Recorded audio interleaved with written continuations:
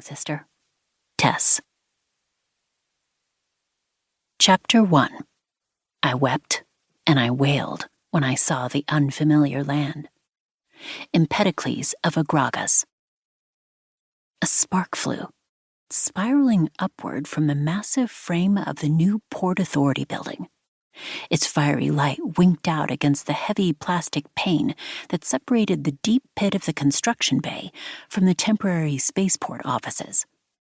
Two young women sat on a padded bench by the huge overlook. One, black-skinned and black-haired, watched the work below. The second, looking pale and light-haired, mostly in contrast to her companion, studied the words she had just typed into her handheld computer slate.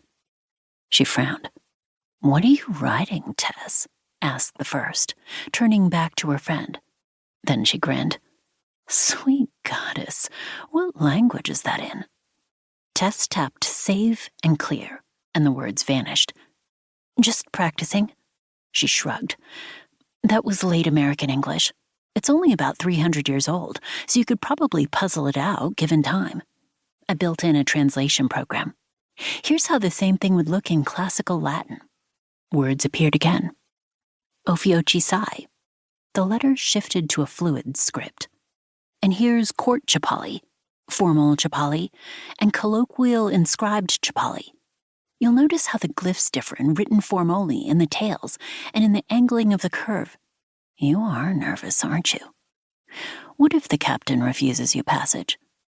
"He won't refuse," muttered Tess. She brushed her hand across the screen, clearing it.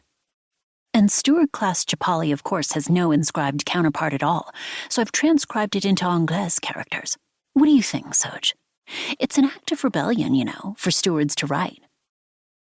Sojourner lifted her brows questioningly and glanced out at the new port building rising between them along alien lines. Along Chapalil lines. Is that why the chameleons think we humans are barbarians? Because we allow everyone to write? Tess laughed. That doesn't help. No, because our spoken tongue and written tongue are the same, and a standard. Because we're too egalitarian. Because we're so young as a species, as a culture compared to them. Because our physiological system is so inefficient compared to theirs. Sojourner waved toward the building behind them. Just like our technology is primitive. I hate them. She glanced around the waiting chamber. The walls, a muted orange in the fading daylight, curved in at the top. Their dullness diminished the 30 meters between the ends of the room. The air smelled of heat and spices. Cinnamon, cloves, and cardamom. It was an alien room, designed for the taste of Chapalil, not humans. No, I don't hate them. They've proven neither cruel nor harsh as our masters. Their grip is soft, said Tess in an undertone. Sojourner gave her a sharp glance. But it chafes, she replied, quieter still. Tess, are you sure you really want to go see your brother? Jacques isn't worth this. He was a spoiled, pretty rich kid who wanted to get ahead without working for it. He's not worth your running away. Tess winced. I'm not running away. I finished my thesis. I've got obligations to Charles now. What about your research? I know you don't want to follow in Charles's footsteps. Why go now?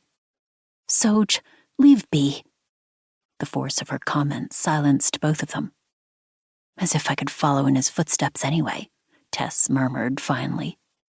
Sojourner lifted up her hands in defeat. Goddess, you're stubborn. Go, be miserable. Just remember I told you so. You've always hated ODs. You always say so. And that one time I went there with you, I can't say as I blame you. Ugly planet.